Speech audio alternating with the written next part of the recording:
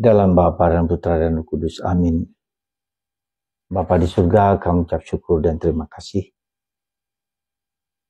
Kami boleh mengenal, mengimani Yesus Kristus, Sang Juru Selamat, Sang Penebus. Untuk kami ya Bapa, untuk memiliki kata-kata pikiran yang sefaham dengan Engkau, dengan Putramu, penuh kuasa. Sehingga kami dapat mengusir segala yang jahat di dalam hidup kami. Terpujilah nama-Mu kini dan sepanjang segala masa. Amin. Para saudara, dalam bacaan pertama hari ini kita diingatkan sekali lagi untuk berjaga-jaga. Ya, berjaga-jaga. Kenapa harus berjaga-jaga? Karena waktu hidup kita, ya, tidak pernah kita ketahui. Kapan ia datang, kapan kita mati, kapan kita meninggalkan dunia ini. Kita tidak pernah tahu. Bukan kuasa kita tidak bisa mengontrol hidup kita masing-masing. Sekali lagi kita tidak bisa mengontrol hidup kita, maka kita harus berjaga. Tidak tidur. Tidak menjadi manusia malam, tapi manusia siang. Untuk itu maka bagaimana caranya kita berjaga-jaga? Yaitu melatih pikiran, perasaan, dan seluruh diri kita untuk setia kepada Tuhan.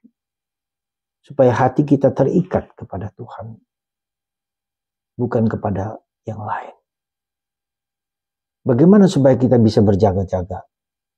Seperti kata Yesus hari ini, ya, iblis pun mengenal Yesus. Tuhan Yesus, apakah engkau? Mengapa engkau peduli dengan aku? Iblis pun berkata demikian kepada Yesus. Jadi iblis mengenal Yesus, kita juga mengenal Yesus. Apa bedanya kita dan iblis yang sama-sama mengenal Yesus? Bedanya adalah buah-buah roh. Buah-buah roh. Jadi hati kita terikat kepada Tuhan kalau buah-buah roh dalam diri kita, buah-buah roh. Itu kesabaran, murah hati, lemah lembut, cinta kasih, mengampuni, memaafkan. Ya.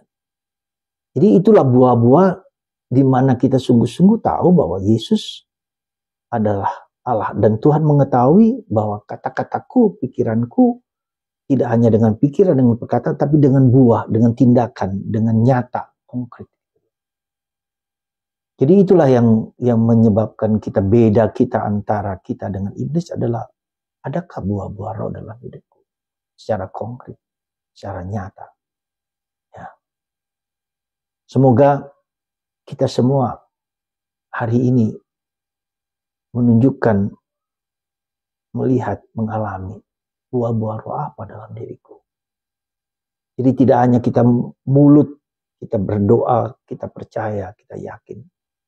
Adakah yang konkret dalam diriku, keseharianku, yang sungguh-sungguh membuat bahwa aku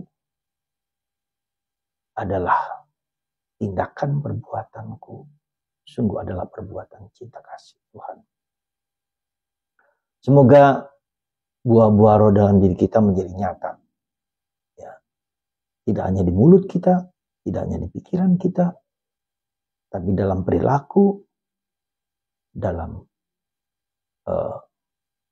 perbuatan, ketika kita diadili, ketika kita dihakimi, ketika kita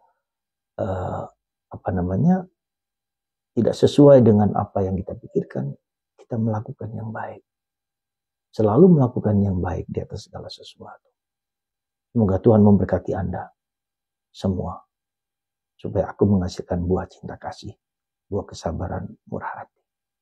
Maka ketika kita menghadapi kesulitan, tidak ada cara lain kecuali melawan dan menunjukkan buah-buah kasih di dalam perilaku kita.